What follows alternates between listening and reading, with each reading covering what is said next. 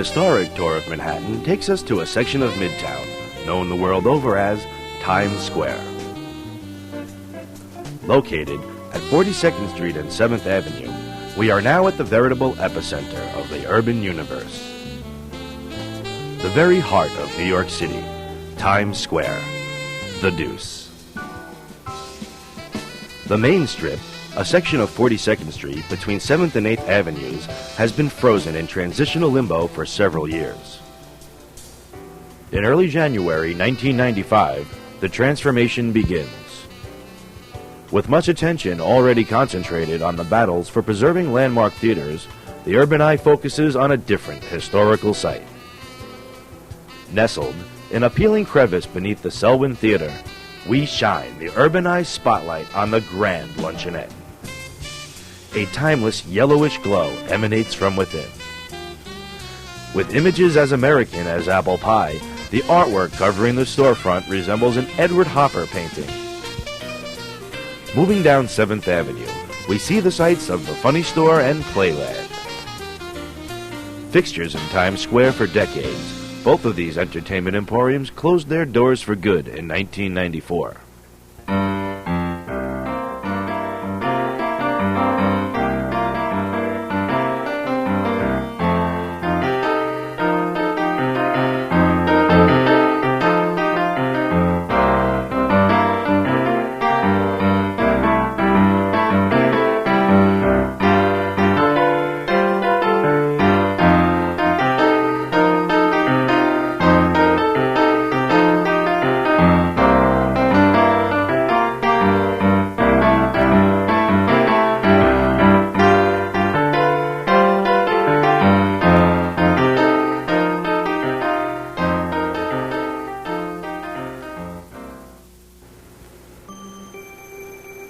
Uptown on Broadway, between 50 and 51st Street, next to the Winter Garden Theater, home of the never-ending Broadway hit Cats, stands the former site of the legendary Hawaii Kai.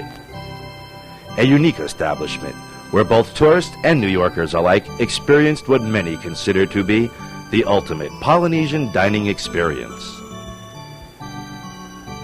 Opening its doors to the public in 1965, the Hawaii Kai was a fixture on Broadway for over 25 years. Finally closing in 1990, the Hawaii Kai hosted more than its share of Sweet 16s and high school proms. Underneath this massive Cats billboard still stands the simulated lava rock entrance to this emporium of exotic entertainment and pseudo-Polynesian cuisine. Upon closer inspection, we see an interesting relic. A plastic clamshell adorned by an artificial flower. Once a part of the ornate Hawaii Kai tropical fountain system, now gathering dust like a fossil from a past century. The tropical dining experience consisted of a Polynesian tourist-style buffet complemented by the exotic floor show. The reefs, plastic lanterns, canned pineapple chunks everywhere. The Hawaii Kai deserves a permanent place in the cheesy restaurant Hall of Fame. And who could forget the exotic Hawaii Kai hula dancers as they gyrated their petite, slightly overweight bodies around the sweet and sour pork pin. The Hawaii Kai was the real thing. A classic example of a 60s low-budget tourist-trap theme park restaurant. To this day, a substantial sign still hangs over Broadway which reads, The Hawaii Kai. Our nostalgic tour of Manhattan continues. I am now located at the site of a true New York legend, home of the original Papaya King. The Papaya King sign out front has been designated as one of the top urban eye landmarks here in Manhattan. Let's hear some Papaya King history as we hear from its owner, Peter Poulos. We believe that you have one of the most enticing signs, the Papaya King sign out front. It's a beautiful example of kind of Art Deco influenced art. When was the outside sign erected? In the 50s, You couldn't afford to do it today. It'd be such a tremendous expense. Really?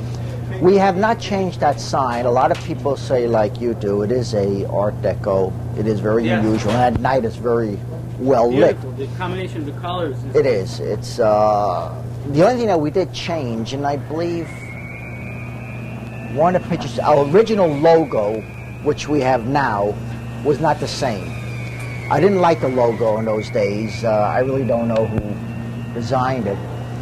And one day I was just playing downstairs in the office, and with the help of someone else, we came up with the present logo that we have today.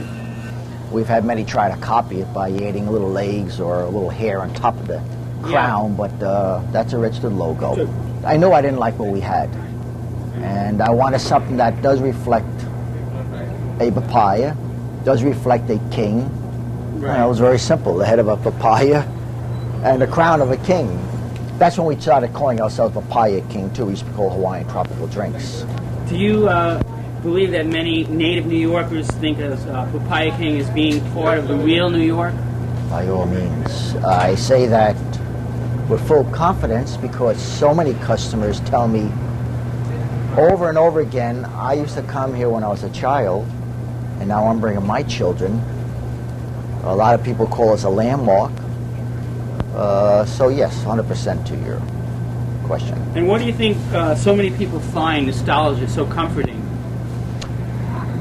I think several reasons.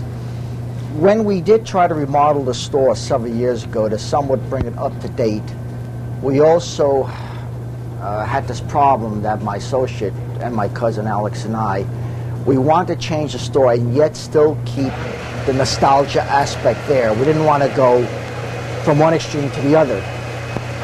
And we did cut down some of the signs. We had a lot too many signs, and I thought it was confusing. And the reason why we had to make the change, too, is because people today are more educated. They're a more sophisticated audience than years ago, and they look at things different. Yet we still want to keep, though, the old look. And so it was very hard, and people will still sometimes say, where are all your signs? I mean, we used to, if there was a space here, there was a sign. And it just got too confusing. Right. But yet we still want to keep the ceiling, the colors, and I think we've done a good job. I wouldn't want to change it anymore.